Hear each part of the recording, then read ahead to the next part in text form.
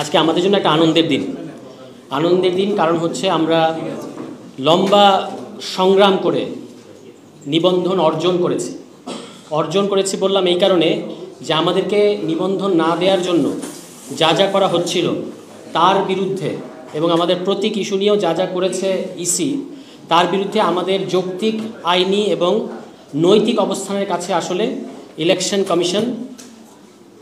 কমিশনের পরাজয় ঘটেছে আমি বলব। তো সেই জন্য আমি আজকের এই আয়োজনের মাধ্যমে আমাদের সারা দেশের নেতাকর্মীদের এবং আমাদের কেন্দ্রের যারা এই প্রক্রিয়ার মধ্যে নিরলস পরিশ্রম করেছেন তাদেরকে অভিনন্দন জানাচ্ছি। এই বিজয় বাংলাদেশের মানুষের বিজয়, যে জাতীয় নাগরিক পার্টি গণ অভ্যুত্থানের মধ্য দিয়ে গঠিত এই রাজনৈতিক দল অর্জন করে গণ অভ্যুত্থানের মতোই তাকে সংগ্রাম করে একটা নিবন্ধন আদায় করতে হয়েছে। এই আনন্দের দিনে আমরা এই ব্যর্থতার পসরা কেন সাজালাম, এইটা হচ্ছে প্রশ্ন হইতে পারে। এখন ব্যর্থতার গল্প আমরা বা ব্যর্থতার দিকে, অতীতের ব্যর্থতার দিকে আমরা এই জন্য ফিরে তাকাতে চাই কারণ ভবিষ্যতে আমরা আর ব্যর্থ হতে চাই না। প্রফেসর রাজ্জাক শেখ মুজিবুর রহমান সম্পর্কে একটা আফসোস প্রকাশ করেছিলেন যে ইতিহাস তাকে, অবশ্যই আব্দুর রাজ্জাক তার নিজস্ব ভাষায় বলেছেন যে ইতিহাস তাকে স্টেটসম্যান হওয়ার সুযোগ দিয়েছিল, উনি হইতে গেলেন আওয়ামী লীগের একটা আওয়ামী লীগও নয়, ছাত্রলীগকে উনি বিভক্ত করে ছাত্রলীগের একাংশকে উনি সমর্থন দিয়েছেন, আরেক অংশকে বিদ্রোহী বানিয়েছেন। এবং এই যে বিভক্ত করা, ভাগ করার রাজনীতি, এটা উনি সেনাবাহিনীর মধ্যে ঢুকিয়েছেন এবং এটা উনি সমস্ত জায়গায় ঢুকিয়েছেন, মুক্তিযোদ্ধাদের মধ্যে ঢুকিয়েছেন, আমলাতন্ত্রের মধ্যে ঢুকিয়েছেন, দলের মধ্যে ঢুকিয়েছেন, হেন কোনো জায়গা নাই যেখানে ভাগ করা হয় নাই। এবং এটাই হলো বিভক্তি আর গঠন একসাথে থাকতে পারে না।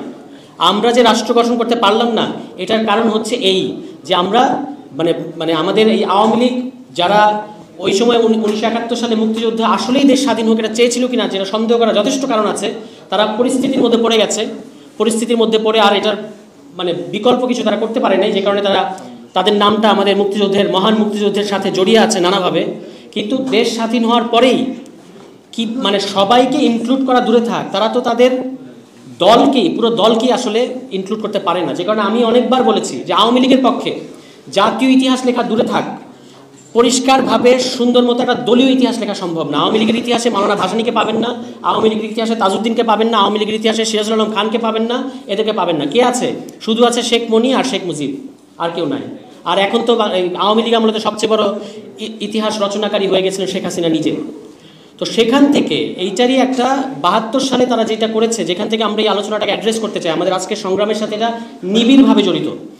যেখানে 72-এর সংবিধানটা তারা যেভাবে একচেটিয়াভাবে গায়ের জোরে একটা অনির্বাচিত পরিষদ দ্বারা গণপরিষদ গঠন করলেন এবং সেই গণপরিষদে এক ব্যক্তিকে একেবারে সংবিধানের ঊর্ধ্বে তারা স্থান দিয়েছেন, সমস্ত রাষ্ট্রীয় প্রতিষ্ঠানকে ধ্বংস করেছেন, এই কথাগুলো আমাদের নেতারা বলেছেন। যে এইটা করার অনিবার্য ফল কি হয়েছে? অনিবার্য ফল হচ্ছে আপনি রাজনীতি করার জন্য সমস্ত রাজনৈতিক দলের যে রাজনীতি করার অধিকার, এই স্পেসটা বন্ধ করে দিয়েছেন, রুদ্ধ করেছেন 72-এর সংবিধানের মধ্য দিয়ে। এবং এইটা যে স্বাভাবিকভাবেই যে প্রতিক্রিয়াটা হবে, এই প্রতিক্রিয়া বন্ধ করার জন্য আপনি দলীয় বাহিনী, রক্ষী বাহিনী বানিয়েছেন, রাষ্ট্রীয় সেনাবাহিনীকে তাদের মর্যাদাকে ভুলুণ্ঠিত করে আপনি রক্ষী বাহিনীর মতো একটা বাহিনী বানিয়েছেন, যে যারাই কথা বলবে তাদেরকে ধরো তক্তা মারো পেরে। শুধু সেটা না, রক্ষী বাহিনী এখানে অরুণা সেনের বিবৃতি যদি আপনারা পড়েন, যে নির্যাতন, একজন বামপন্থী কমিউনিস্ট নেত্রী ছিলেন, যে নির্যাতন রক্ষী বাহিনী করেছে এটা পাকিস্তানি সেনাবাহিনীদের নির্যাতনকেও হার মানিয়েছে। এগুলো একেবারে বিভৎস বর্ণনা আছে। তো এই রক্ষী বাহিনী দিয়ে যখন আপনি এভাবে পুরো দেশকে ঠান্ডা করতে চাইলেন, আপনি কি পুরো দেশকে ঠান্ডা করতে পারবেন? দেশকে ঠান্ডা করতে পারেন নাই। তখনই এই অনুমানগুলো করা হয়েছিল, এই আশঙ্কাগুলো প্রকাশ করা হয়েছিল, যেভাবে 72-এর সংবিধান আপনারা করলেন এটা ব্যাকল্যাশ করবেই।